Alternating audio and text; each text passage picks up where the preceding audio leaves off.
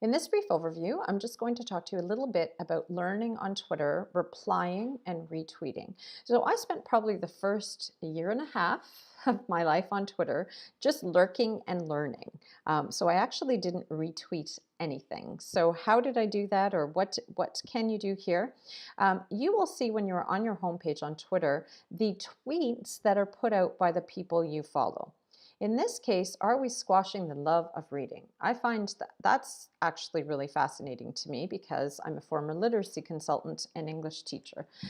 So what I can do here is I can like it so that I can actually go back to it later if I don't have a chance to read it. So when I go to my tweets and I go to my likes, I have a lot of likes, it will show up there. Okay, so that's the first thing you could do. You can like something to show that you agree with it, but you can also like it so that you can go back and find it later. So in this case, I'm going to click on the link, and I'm going to read this particular article. Okay, that's a really provocative image. I'm going to actually read it. So assume, just for the sake of time here, that you are actually going to read it and agree with it. Then you would go back to the tweet itself, and you have a couple of options. You can retweet it. If I just hit retweet here, then everyone who is following me will see this.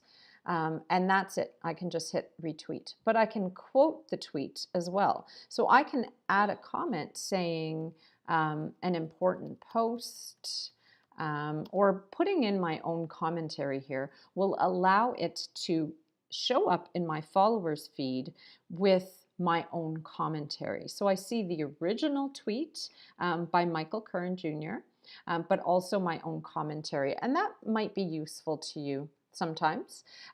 In some cases, perhaps you don't agree with what's in there, or you don't necessarily want to retweet it either because you're nervous about retweeting it, or because you're new to this, or because you are not quite sure about some of the content in there. So you might want to ask a provocative question or a clarifying question. So in this case, I'm not sure if you saw what I did there. I would hit the reply button. Now I have the opportunity to have a conversation with Michael about this.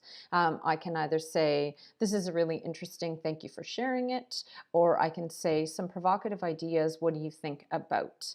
So Twitter not only is about who you follow, but it is really about engaging in conversations with some of the people that you do follow, or at least that's what I think. So I can respond with a GIF that says, totally agree.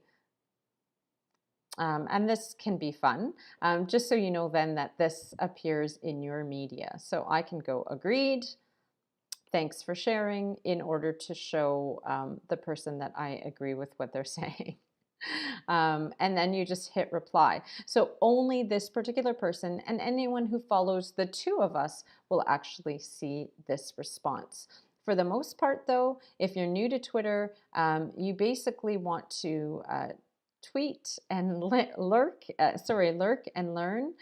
You can share things with yourself by going to the little more. You can copy the link to the tweet. You can embed it on your own website.